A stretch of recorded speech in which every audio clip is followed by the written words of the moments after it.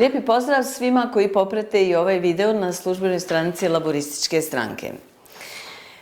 Obuhvatili smo mnogih tema u prošlom videu koji je trajao punih 50 minuta. Dotakli smo se i nečega što su bili budžeti do 2022. godine, ali ovo što danas i o čemu danas želim govoriti jeste nacrt budžeta općine Velika Kladuša za 2023.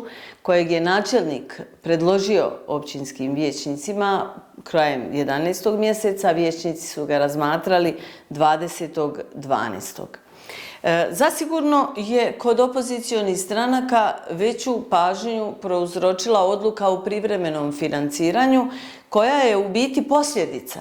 Jer kad na općini nema usvojenog budžeta do kraja godine, onda se donosi odluka o privremenom financiranju kako bi općina mogla normalno funkcionirati dok općinski vijećnici, ali i javnost se ne očituje o predloženom budžetu načelnika.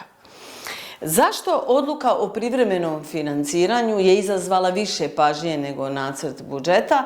Vjerojatno zbog toga što je to jedan od onih poligona na kojima stranke koje participiraju u općinskom vijeću nastoje reći sve ono što njihovu politiku u očima Laburističke stranke, ali i svih dobronamjernih ljudi ocjenjuju kao politiku blokada i opstrukcija, a sve u cilju stagnacije na općini Velika Kladuša. U nacrtu budžeta kojeg smo imali koncem 2022. godine predviđeno je jako puno onoga što naše građane čini sretnim i zadovoljnim. Zašto je on čekao 12. mjesec? Dovoljno je samo reći da je načelnik općine čekao odgovor od Federalnog ministarstva financija da li će federacija u ovom budžetu za 2023. godinu planirati sredstva da plati potraživanja općini Velika Kladuša koja su u iznosu od 21 milion, ali se govorilo o nekom procentu kojeg bi mogla federacija planirati za 2023. Taj odgovor je stigao tek krajem 11. mjeseca, pa je tako i općinski načelnik budžet vijećnicima poslao u tom periodu.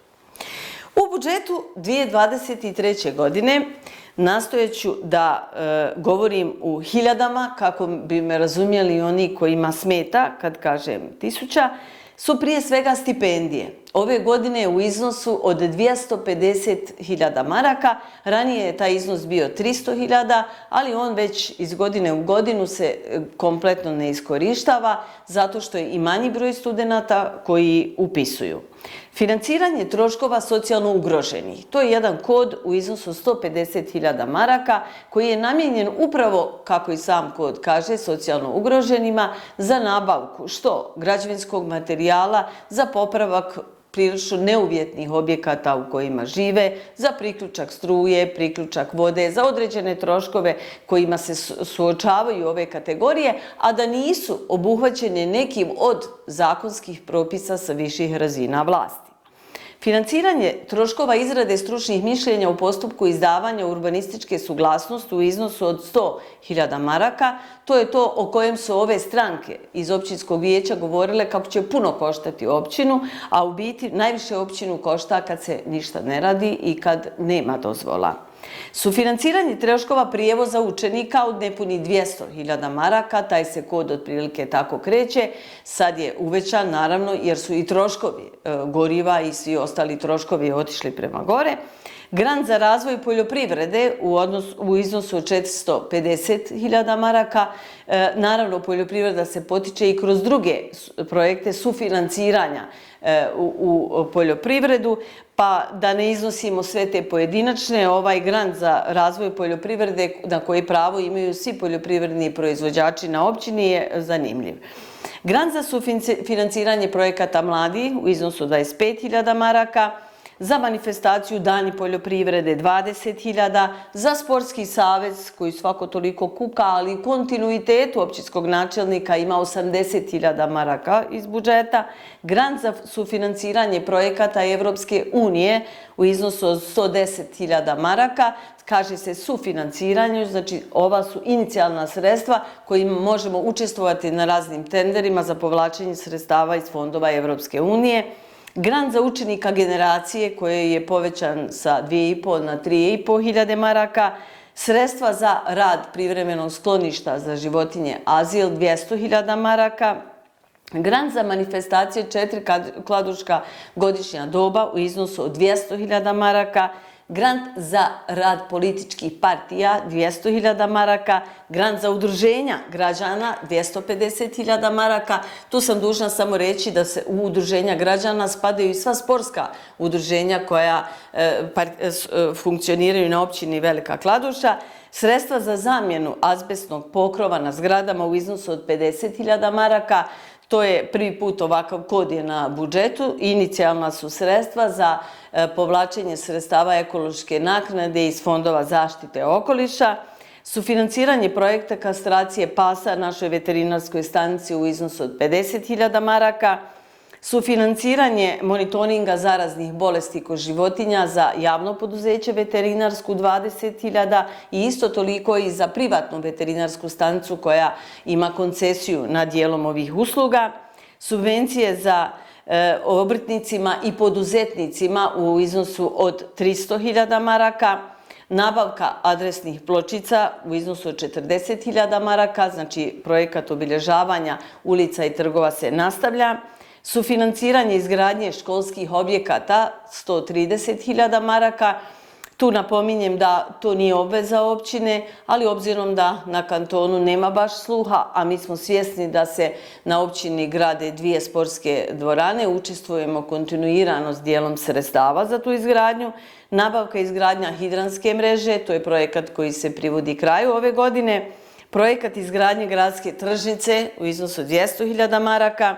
Projekat kanalizacije, vodovoda i prečistača otpadnih voda u iznosu od 1.096.000 maraka, izgradnja vanjske rasvjete u iznosu od 100.000 maraka, nabavka specijalnog vozila civilne zaštite 100.000 maraka, nastavljamo izgradnjom objekata i ulaganje u objekte mjesnih zajednica sa iznosom 100.000 maraka, investicije, održavanje, zaštita, rekonstrukcija i izgradnja lokalnih cesta u iznosu od 1.700.000 maraka, uređenje pješačkih površina centralnog gradskog područja, pločnika, gradskog parka u iznosu od 1.050.000 maraka, rekonstrukcija zgrade Centar za kulturu 500.000 maraka, adaptacija zgrade općine 50.000 maraka, i još niz projekata i projektića koji idu u prilog tome da općina Velika Kladuša bude što bolja lokalna zajednica i da što bolje funkcionira.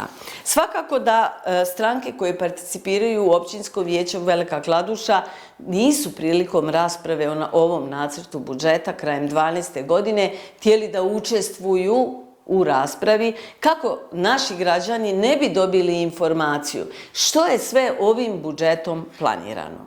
Svojim neučešćem i što je najgore, svojim nepodržavanjem ovog nacrta budžeta, oni su onemogućili građane općine Velika Kladuša da učestvuju u javnoj raspravi prilikom izrade prijedloga budžeta.